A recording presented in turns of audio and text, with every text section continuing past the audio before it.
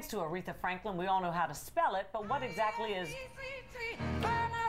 What really is it? And where did it go? Yeah, Deborah Norville knows. She's written all about it in her new book. It is called The Power of Respect, Benefit from the Most Forgotten Element of Success. Deborah. Hey, I love that song. It's just great to hear. Great to see you And again. we love the picture. I'm just saying that's very important to us. That is a great, great picture. Well, that's going to be my publicity shot for the rest of the time.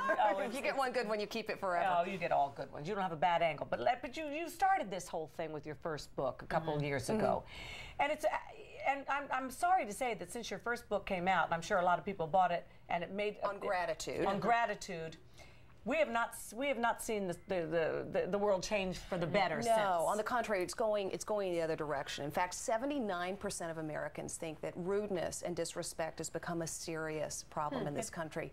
And yet, look at what the big news was today. President Obama has received the Nobel Peace Prize, and to me, that is so affirmative, because what it says is that Mr. Obama's respectful way of trying to engage the world, including our enemies, his way of trying to open the door so that all the parties come to the table to talk about health care and the other issues that we're facing, is being endorsed by one of the most respected panels out there, the Nobel Prize Committee. So will it make a difference, though? I think it will, because I think it gets people talking.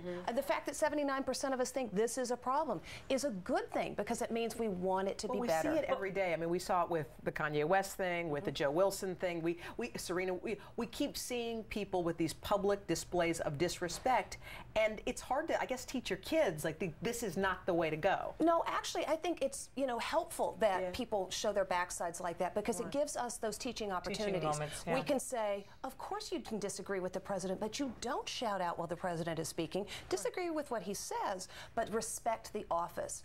And it's a great opportunity to say, how could it have been done differently? How could Representative Wilson have expressed himself as disagreeing with what the president was saying? How could Serena Williams have handled that call in a less aggressive manner? And what was Kanye West thinking? Well, he's gone off to take a little rest. Lady Gaga told us personally the other day. So, why do you think it's going this direction? I mean, what's the deal? I think one thing is the pace of life is so fast. 9 out of 10 of us say we're extremely pressed for time, and I think the other 10% didn't have time to talk to the guy taking the survey. That's a good way to put it. And when you're rushed, it's easy to let things slide. What I'm trying to do with the power of respect is, in this book, lay out the data that shows that when you treat people with respect, when you let them speak up, when you let them feel that they're important to the operation, that you actually are bettered. If you're running a business, benefits from it. That's exactly right. If you're running a business and you do that with your workers, first of all, your workers are 300% less likely to quit on you. Well, we all know how expensive it is to train people to come in and do a job.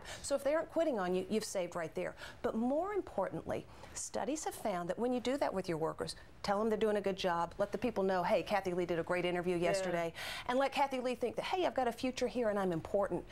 You'll have more creative ideas. You are better validating people, and everybody needs that. And it's also in your own home, too, having respect for each other in the home. I think it begins there, too. Well, you were just talking with Susie a minute ago about, how to handle finances in the home, and really what that boils down to is respecting the other party's ability to make wise decisions. So you are, by sharing your money, you're saying, you know what, I respect that you're not going to be stupid with it. And it also, respect is engaging. Respect is having the conversation. Have you ever talked with Frank, for instance, about how would you like me to treat you? You think you know how he wants to be treated, and he thinks he's treating you the right way, but if you haven't had that conversation, you might be getting it wrong. Deborah, thank you so much. So much good stuff in this book. Again, it's called The Power of Respect. Get it. And we love you to pieces and respect you very much. I respect y'all both. All right.